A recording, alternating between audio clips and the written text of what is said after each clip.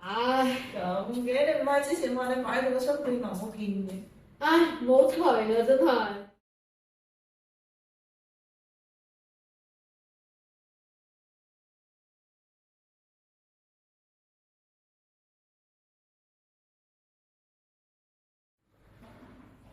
小姐，呢個我哋快啲過啦，仲添數。好啊。唉，咦？點解呢個淘寶之前喺淘寶嗰度、喺 Facebook 嗰度睇咗嗰度唔同嘅顏色玩嘢？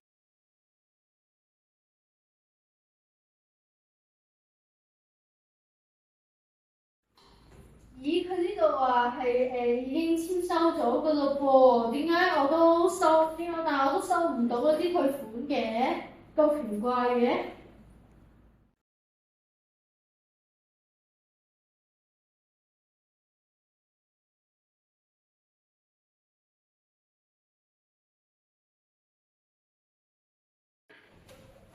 如果當初冇咁衝動消費呢樣嘢，咁就唔會冇咗啲錢，不但止啲貨可能都會好啲啩。係咯，我以後買嘢啊都係要小心啲啊，網購好多騙局㗎，就係要做嗰啲正規嘅購物